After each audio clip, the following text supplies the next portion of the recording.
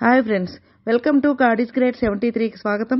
Friends, మీరు కొత్తవారు కనుకైతే నా ఛానల్ని సబ్స్క్రైబ్ చేసుకున్న ఫ్రెండ్స్, నేను పెట్టిన ప్రతి వీడియో మీకు నోటిఫికేషన్ వస్తుంది. ఇక మనం వీడియోలోకి వెళ్దాం. సంచలనంగా మారిన మోహన్ బాబు వీడియో ఇప్పుడు విడుదలైంది. మనోజ్ను ఉద్దేశించి ఆడియో రిలీజ్ చేసిన మోహన్ బాబు, మనోజ్, నిన్ను అల్లారు ముద్దుగా పెంచాను. నీ చదువు కోసం చాలా ఖర్చు పెట్టాను. నీ భార్య మాటలు విని మనోజ్ నా గుండెలపైన తన్నావు. తాగుడుకు అలవాటు పడి చెడు మార్గంలో వెళ్తున్నావు. కొన్ని కారణాల వల్ల ఇద్దరు ఘర్షణ పడ్డాం. ప్రతి ఇంట్లో గొడవలు ఉంటాయి. ఇంట్లో ఉన్న అందరినీ ఎందుకు కొడుతున్నావు? బతుకు తెరువు కోసం వచ్చిన పని వాళ్లను కొట్టడం మహాపాపం.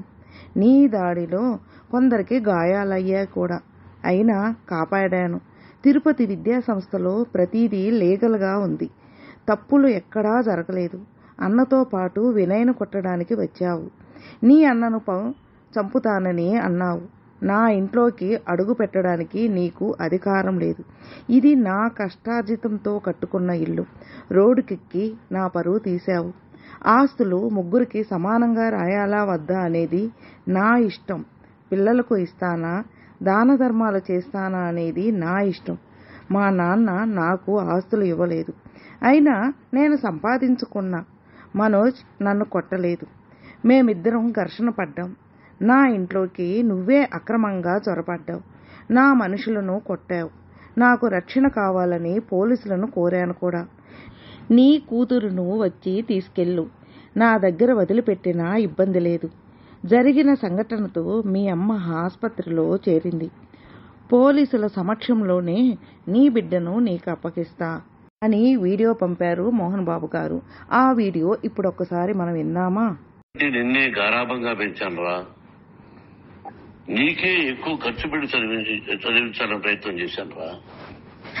నువ్వు ఏది అడిగినా నేను నీకు ఇచ్చానురా. కానీ ఈ రోజున నువ్వు చేస్తున్న పని బిడ్డలు గుండెల మీద తంతారంటారే, అలా తన్నేవరా. మనసు ఆవేదనతో కింగిపోతుందిరా. నేను మీ అమ్మ ఏడ్చుకుంటున్నావురా. జర్నలిజం ఉన్నది లేనిది, లేనిది ఉన్నట్టు రాస్తున్నారా. నువ్వు నన్ను కొట్టడం ఏంట్రా? నా బిడ్డ నన్ను తాకలా. ఇద్దరం ఘర్షణ పడ్డాం కొన్ని కారణాల వల్ల. ప్రతి ఫ్యామిలీలోనూ ఉంటాయిరా ఇవి. లేనివాడు ఎవరైనా ఉంటే ప్రపంచంలో ఒకరున్నారేమో, 1% ఉంటుందేమో. ఈ కాళ్ళు గడిగి నిద్ర పూసుకోవచ్చు. భారత భాగవత రామాయణాలు చూశావు కదరా. ఏమిటిది? మీ అమ్మ ఎంత కుమిలిపోతుంది ఈ రోజున హాస్పిటల్ చేరింది.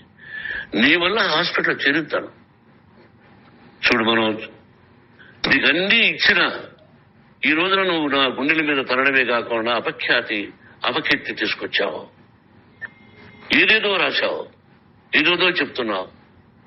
కొంతమంది జర్నలిస్టులు ఉన్నది లేనిది, లేనిది ఉన్నట్టు రాసేవాళ్ళ తత్వం వాళ్ళకి. ఎందుకంటే టీఆర్పీ పెరగాలి. ఇది వాళ్ళ నైజం. మనం మార్చలేము. వాళ్ళందరి మీద మన కోర్టుకు వెళ్ళలేము. వక్ స్వాతంత్రం అంటారు, ప్రజాస్వామ్యం అంటారు. ప్రజాస్వామ్యంలో కూడా కొన్ని హద్దులు ఉన్నాయి. ఇది నీకు తెలుసు అనుకున్నా. ఎంత మంచి నటుడివి నువ్వు.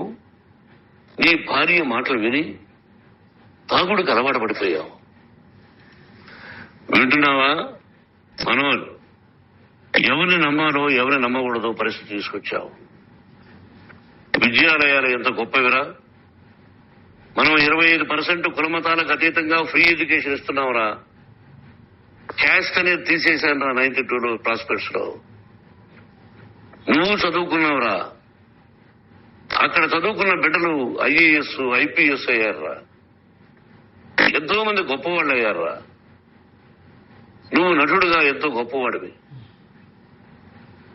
తాగుడు కలవాడబడి నువ్వు నీ భార్య ఇంట్లో బిహేవ్ చేస్తున్న విధానం ఆ భగవంతుడు సర్వీసుడు తెలుసు. భగవంతుడు చూస్తున్నాడు రా. నేను తప్పు చేసినా, నువ్వు తప్పు చేసినా, ఎవరు తప్పు చేసినా. ఎంత అవకాశం ఇచ్చావు మాట్లాడుకునే దానికి అందరికీ.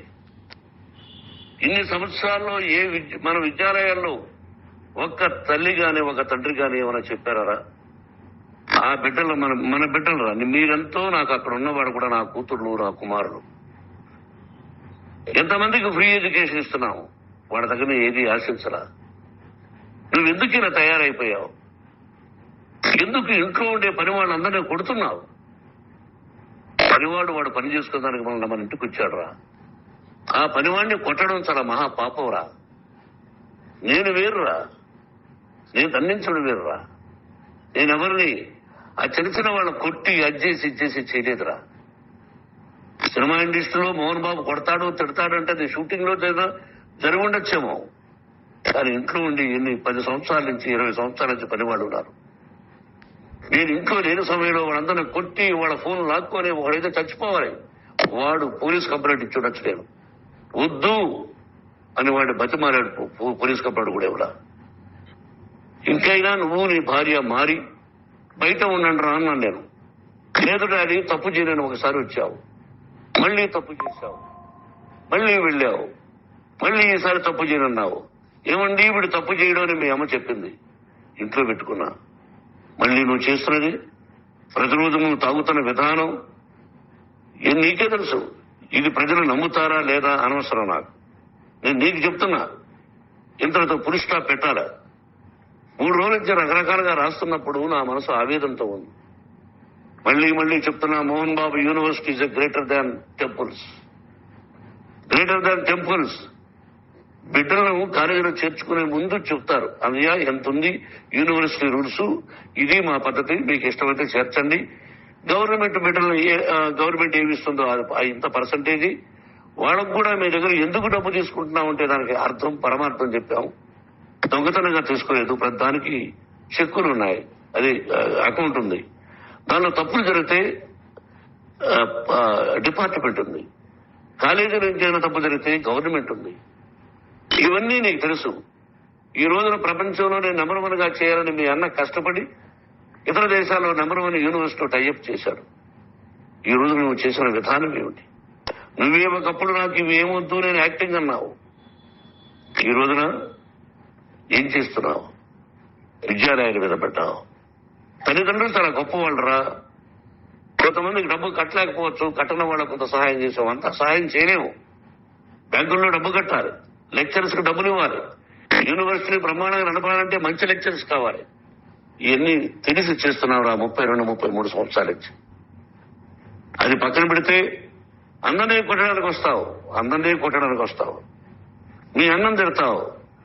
ఒక వ్యక్తి వినయ్ గారని ఆయన వ్యక్తి హెల్ప్ చేయడానికి వస్తే ఆ వినయ్ ఎవరు లంచాకుడుకు చంపేస్తాను వాడు అన్నావు. ఇవన్నీ ఎంత తప్పురా. అంటే మీ నాన్నగారికి ఎవరు సహాయం చేయడానికి వస్తే వాళ్ళందరినీ లంచాకుడుకులు అంటావు, చంపేస్తానంటావు. మీ అన్నను చంపేస్తానన్నావు, చంపరా చూద్దాం మీ అన్న. నేనే అన్నా, తాగరా నీ ధైర్యం ఉంటే అన్నా. ఎంతమందిని చంపాలనుకుంటున్నావు, ఎంతమందిని చేయాలనుకుంటున్నావు, నువ్వు ఏం సాధించాలనుకుంటున్నావు ఆలోచించుకో. ఈ ఇంట్లోకి అడుగు పెట్టడానికి నీకు అధికారం లేదు. ఇది నా కష్టార్జితం. మా నాన్నగారు 10 రూపాయలు 10 పైసలు కూడా ఇవ్వలేదురా. మంచి జన్మనిచ్చాడు మా నాన్నగారు. మద్రాసుకు వెళ్లి వీధుల్లో అడుగు తిన్నాను రా. ఒక పూట కూడా భోజనం లేకుండా అడుగు తిన్నాను రా. న్యాయంగా మోహన్ బాబు తిడతాడు కొడతాడంటారు కానీ మోసగడం లేదురా. నీట్ పార్లమెంటేరియన్ గా బయట వచ్చాను రా. నువ్వు నా పరువు ప్రఖ్యాతులు మంట గడిపావు. ఏమిటి నేను చేసిన అన్యాయం? నీకు జన్మనిచ్చాను, అదా నేను చేసిన పాపం. అందుకే ఇది నా ఇల్లు అన్నావు. నువ్వు నీ ఇల్లు కాదు, నీ కష్టార్జితంతో నువ్వు సంపాదించుకున్న ఇల్లు నీది. ఇది నా డబ్బు, నా కష్టార్జితం. నా కష్టార్జితంలో నేను పిలిస్తేనే మీరు ఇంట్లోకి రావాలి. అటువంటిది పోగొట్టుకున్నావు నువ్వు. ఆస్తులు అంటావా, 3కి సమానంగా రాయాలా లేదా అది నా ఇష్టం. ఆస్తులు ఇస్తానా, లేకపోతే గంగపాలు చేస్తానా, లేకపోతే ఎవరికైనా దానధర్మాలు చేస్తానా, అది నాకు సంబంధించిందిరా, నా కష్టార్జితం రా. మీరు చేస్తున్న విధానం గుణగణాలు కావాలరా. మందు తాగచ్చురా, ఎంత తాగాలి? నేను కూడా 1 or 2 పెగ్స్ తెచ్చేసుకుంటా. ఇది తప్పు కాదు, జనానికి తెలియాలి. నా డబ్బు ఇది. తాగి ఎవరిని కొట్లా, తాగి నేను తింటున్నా. అది ప్రజలకు అక్కర్లా. నేను తప్పు చేస్తేనే ప్రజలకు కావాలా. ఇవన్నీ ఉన్నాయిరా, ఇవన్నీ తెలుసుకో. జర్నలిస్ట్ సోదరులారా, మీకు నా గతాన్ని తెలుసు, నా భవిష్యత్తు, నేను ఎక్కడి నుంచి వచ్చాను కూడా మీకు తెలుసు. ఈ రోజున మీరు రాస్తున్న విధానం, నా బిడ్డ నన్ను కొట్టాడన్నారు. ఎంత తప్పు. ఈ రోజు నా బిడ్డ మీద కోపంతో అవును చెప్పచ్చు, కాదు. వాడు నా మీద చెయ్యెత్తలేదు. వాడు నేను ఘర్షణ పడ్డా. ఘర్షణ వేరు, కొట్టుకోవడం వేరు. గాయాలతో హాస్పిటల్కి వచ్చి కుంటుకుంటుగా నడిచాడు. మళ్ళీ ఏమని పోలీస్ స్టేషన్కి వెళ్ళి చెప్పాడు. ఎవరో ఇద్దరున్నారు, వాళ్ళిద్దరూ నా మీద దాడి చేశారన్నాడు. నా ఇంట్లో పనిచేస్తున్న వ్యక్తుల గురించి పోలీస్ స్టేషన్కి వెళ్లి చెప్పవలసిన అవసరం అతనికి లేదు, హక్కు లేదు. పోలీస్ డిపార్ట్మెంట్ కూడా తెలుసుకోవాల్సిన విషయం. నా ఇంట్లో ఉండే వర్కర్స్ మీద నేను కంప్లైంట్ ఇవ్వాలి. నువ్వు పర్మిషన్ లేకుండా నా ఇంట్లోకి నువ్వు చొరబడి ఇల్లు నాదంటూ ఇంట్లో పనిచేస్తున్న వర్కర్స్ మీద కంప్లైంట్ ఇచ్చావు. అది ఎంతవరకు పోలీసు న్యాయమో రూల్సో చూద్దాం. పోలీస్ డిపార్ట్మెంట్ ఇంటికి వచ్చింది, వాళ్ళకి రాశాను ఉత్తరం.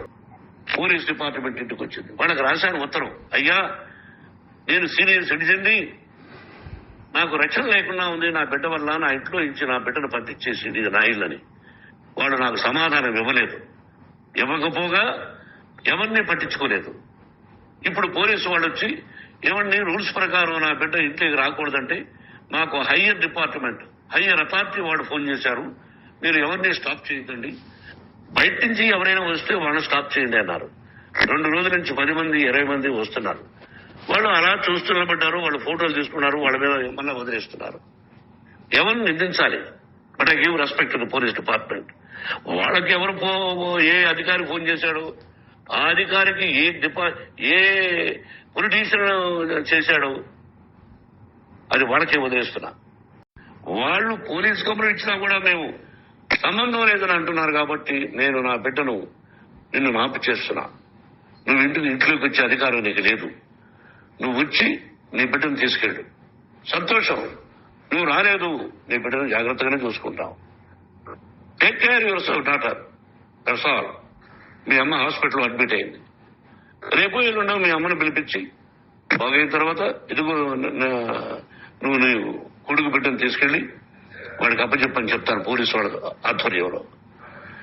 ఇది 100% జర్నలిస్టు సోదరులారా, పోలీస్ స్టాప్ పెట్టండి. మీకు కుటుంబాలు ఉన్నాయి, మీ యజమానులకు కుటుంబాలు ఉన్నాయి. మీ కుటుంబాల విషయాలు, మీ యజమానుల కుటుంబాల విషయాలు మేమెవరు జోక్యం చేసుకోవాలా? మేము నటీనటులం. మాది తప్పుంటే నటుడుగా నన్ను ఫెయిల్యూర్ అని రాయండి, నా నటన బాగాలేకపోతే రాయండి. బట్ ఇంటి లోపల సందులో నుంచి చూస్తూ తప్పు చేస్తున్నామని ఉన్నది లేనిది ఉన్నట్టు రాయకండి. మీకు నా హృదయపూర్వక నమస్కారాలు. ఇన్ని రోజులు హృదయపూర్వకంగా ఎంకరేజ్మెంట్ చేశారు. ఆ ఎంకరేజ్మెంట్ కు నమస్కారం చేసుకుంటూ I love you all. I love you police department. మీరు న్యాయంగా ధర్మంగా నడుచుకోండి, ఎవరికి తొత్తుల్లాగా ఉండద్దండి అని మనవి చేసుకుంటూ నేను సెలవు తీసుకుంటాను. Thank you very much for all the journalist. ఇక్కడ ఫుల్ స్టాప్ పెట్టండి. Thank you very much.